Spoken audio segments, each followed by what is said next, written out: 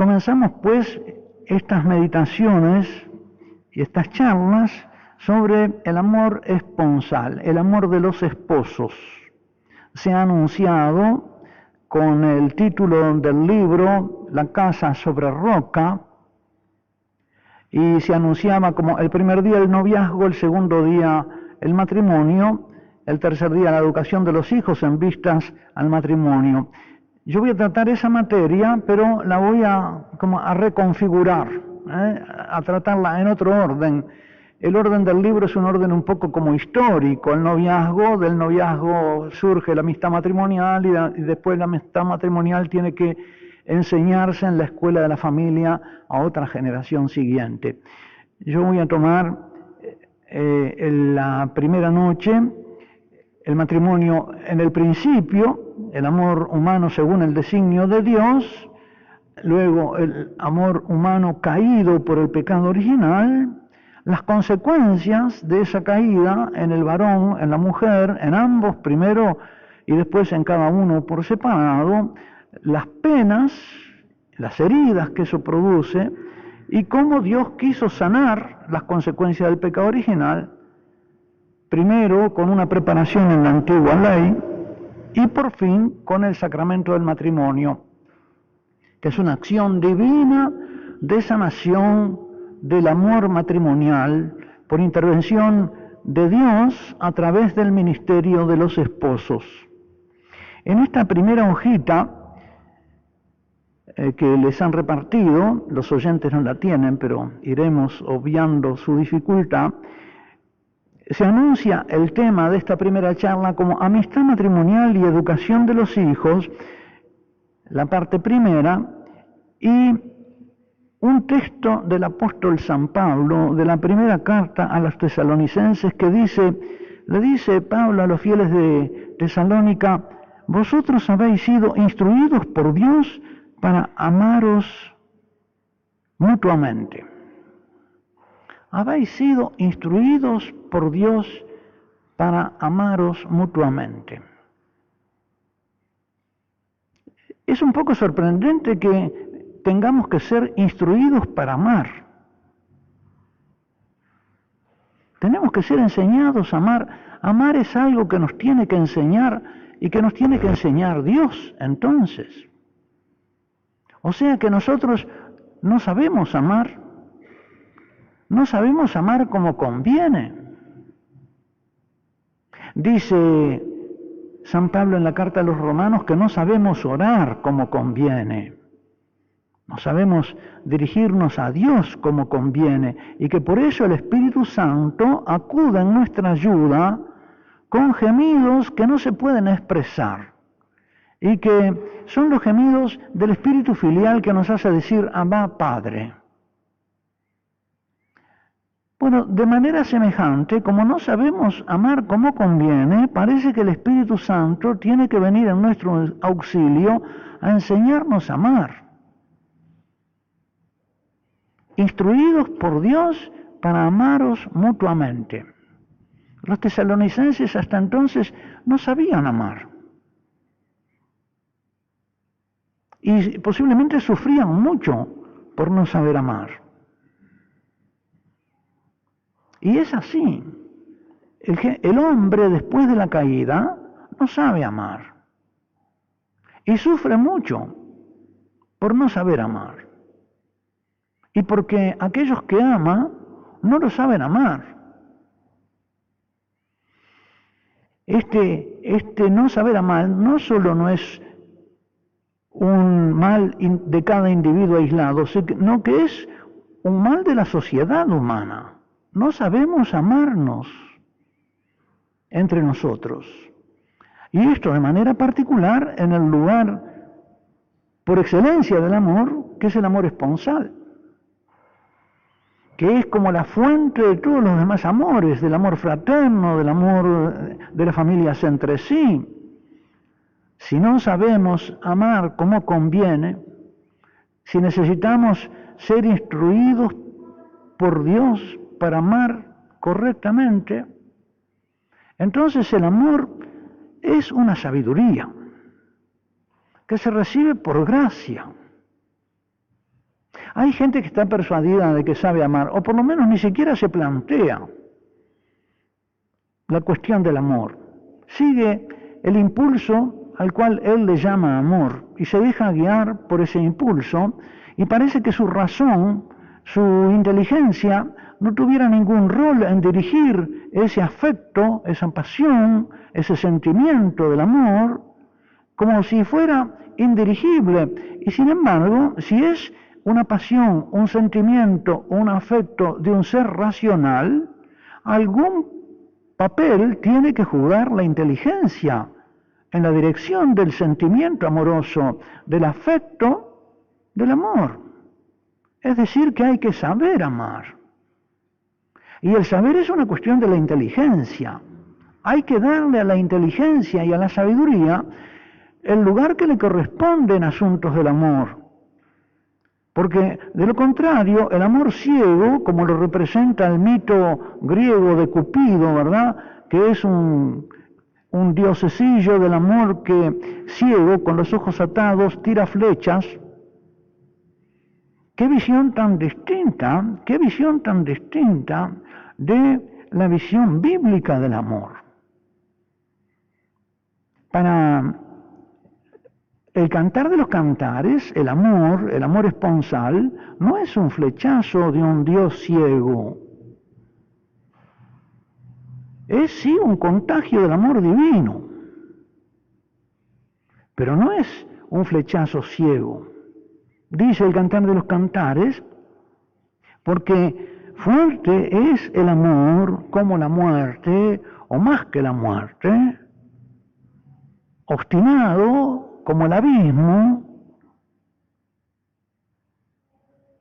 saetas de fuego, sus saetas, una llamarada de Dios. Es como que Dios es un fuego de amor, y de ese fuego de amor se desprenden llamas, lenguas, que son las que arden en el corazón de sus criaturas, que han sido creadas a imagen y semejanza de esa hoguera del amor divino, y que cada uno de ellos es como una lengua de fuego, imagen y semejanza del amor divino. Fíjese qué visión tan extraordinaria ya en el Antiguo Testamento, en el Cantar de los Cantares, de lo que es el amor esponsal. Es una participación de las criaturas que las hace imagen y semejanza del fuego de Dios. Y sin embargo, aunque ese amor no puede ser extinguido por muchas aguas, ni por la muerte, necesita ser sanado, como vamos a ver, porque está amenazado y herido. Muchas aguas no pueden extinguir el amor, ni los ríos anegarlo. Y si alguien diera todos los haberes de su casa por el amor, solo lograría desprecio. Si alguien quisiera comprar el amor con todo lo que tiene, no se puede comprar. Por lo tanto, es una gracia, es un don. Es algo que se recibe y que hay que estar preparado para recibir y ser dócil para recibirlo. Y al mismo tiempo es algo que necesita ser sanado y salvado en el corazón de los hombres. El psicólogo Erich Fromm tiene un libro que se llama El arte de amar. Y él allí dice eso, que hay gente que piensa que le basta guiarse espontáneamente, dejarse llevar espontáneamente, sin ningún control por sus sentimientos para amar. Y dice, no, amar es un arte. Por lo tanto, entra la inteligencia en la configuración de los sentimientos, en la purificación de los sentimientos y en la dirección de los sentimientos. Es una obra de la inteligencia y que exige también un talento práctico, como el artista. Amar es una obra de arte, diríamos, que lleva a los esposos a realizarla todos los días durante toda la vida. Una obra de arte en común.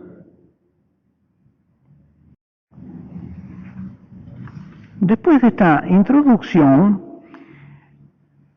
en que ya se trasunta la visión bíblica de lo que es el amor, como estamos en una cultura, los creyentes estamos en una cultura donde circulan muchas ideologías acerca de la naturaleza del hombre, y a veces lo peor es que no son explícitas, que no se dicen.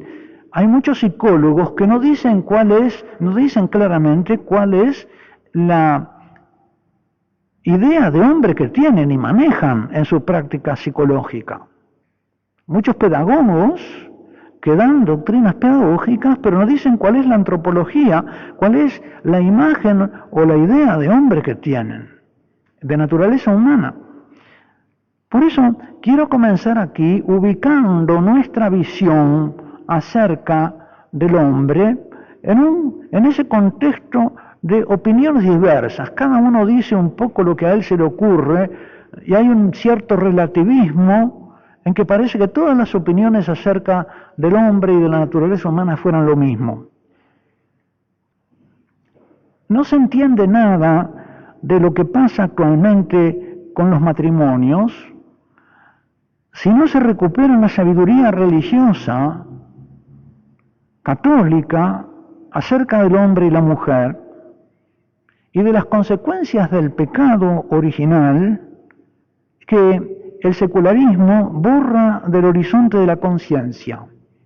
Las ideologías secularistas que prescinden de Dios y que prescinden de la revelación histórica de Dios acerca del hombre, se desentienden de la visión de la verdad revelada acerca del hombre y manejan muchas veces doctrinas, teorías parciales, mutiladas acerca de la naturaleza, que no reflejan la verdad total del hombre que Dios nos ha revelado y de su situación.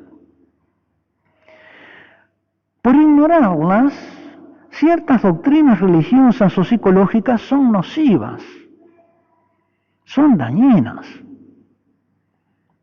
y actúan como ciegos que guían a otros ciegos. Vamos a ver algunas de esas doctrinas. Me voy a referir así, un poco simplificando y rápidamente, a lo que dice Lutero y en su seguimiento los protestantes acerca de la naturaleza humana, lo que dice Rousseau, que deriva sus doctrinas de las doctrinas protestantes, las doctrinas freudianas y por fin la doctrina católica. Hay muchas más, pero tomo estas cuatro porque me parecen que son representativas de posiciones distintas acerca de cuál es la naturaleza humana y voy enunciando cuáles son sus consecuencias. Para Lutero, la naturaleza humana está corrompida totalmente, sin remedio.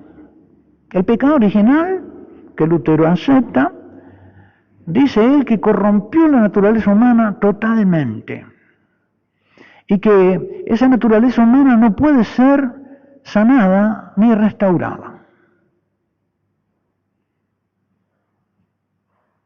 Ni Cristo, ni la gracia, ni los sacramentos logran salvarla. Además, él acepta solamente el sacramento del bautismo y de la Eucaristía, admite que sean sacramentos el bautismo y la Eucaristía, y descarta que el matrimonio sea un sacramento. Ya vamos a ver las consecuencias que esto tiene. De Lutero y de Calvino derivan entonces las visiones puritanas que tienen como trasfondo la naturaleza humana está totalmente corrompida, por lo tanto el hombre no tiene más remedio que pecar. No debe pecar, pero no tiene más remedio que pecar. Está preso en la cárcel de su culpa. Y por lo tanto, Lutero llegó a decir, peca, pero peca fuertemente y cree más fuertemente. No tienes más remedio que pecar, pero entonces tienes que creer. ¿Cuál es la consecuencia de estas doctrinas en el matrimonio? Si el matrimonio no es algo sagrado, Entonces, una de las consecuencias lógicas, y si es irremediable pecar, si es irremediable ser adúltero, si es irremediable ser violento, si va a haber pecado en el matrimonio y no hay remedio, entonces, ¿qué? El divorcio. La consecuencia a lo largo de la historia que deriva de aquí, de esta visión y sobre todo de esta práctica de los países protestantes, ¿dónde surge el divorcio? Principalmente los países protestantes, que no tienen una visión sacra del matrimonio, y que por lo tanto es un acuerdo humano y por lo tanto sometido a un desacuerdo inevitable y por lo tanto un contrato rescindible. Rousseau es como una variante de estas visiones, dice que el individuo no ha sido corrompido por el pecado original, que el individuo es bueno. Es la sociedad la que lo hace malo. Es el resto de los hombres. Él nace bueno, el niño es bueno. El malo los malos son los mayores.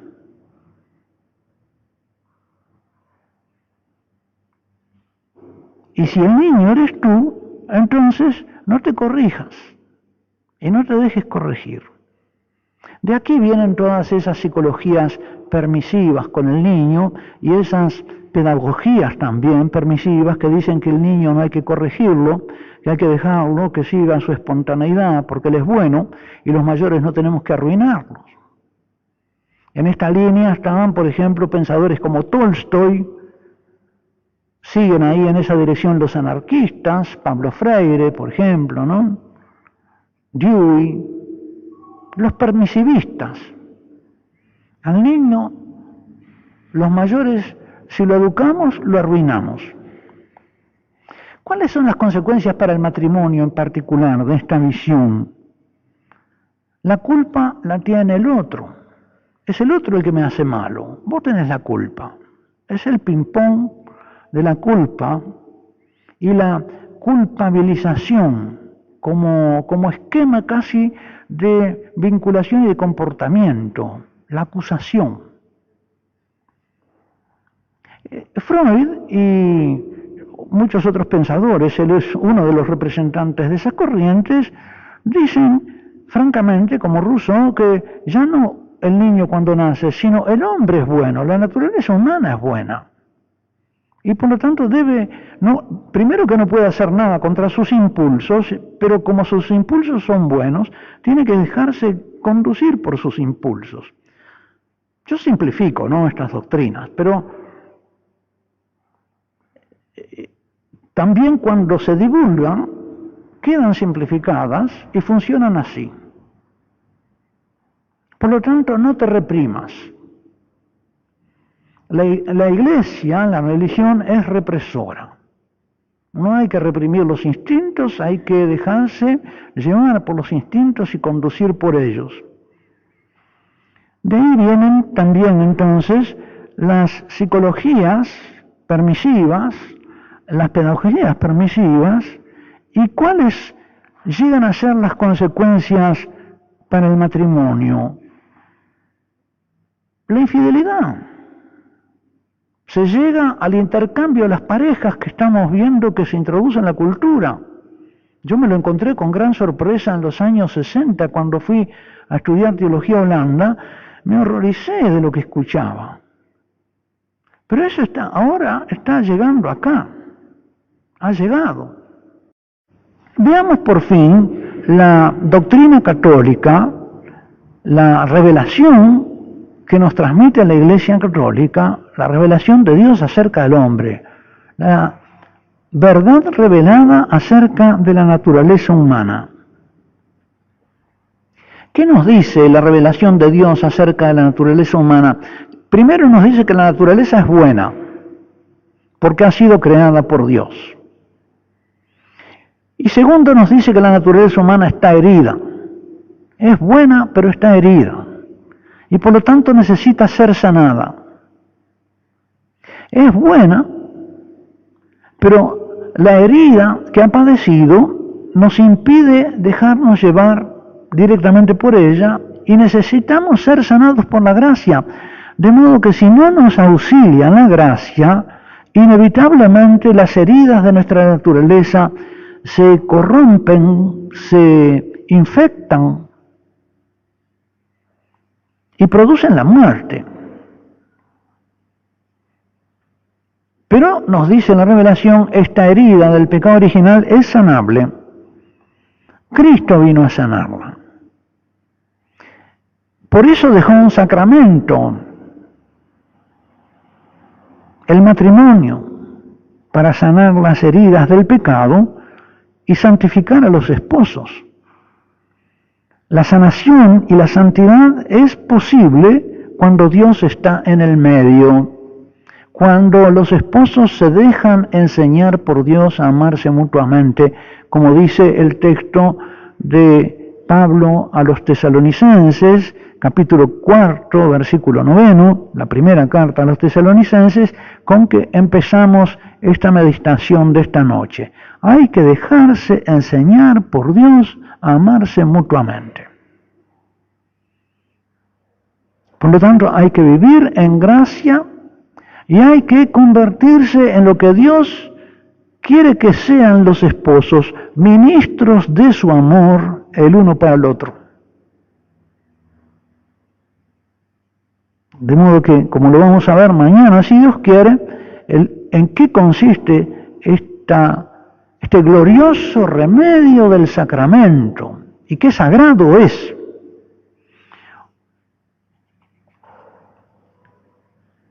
Veamos entonces con un poco qué comprende esta doctrina revelada acerca del amor humano, del amor esponsal. ¿Qué comprende la doctrina revelada?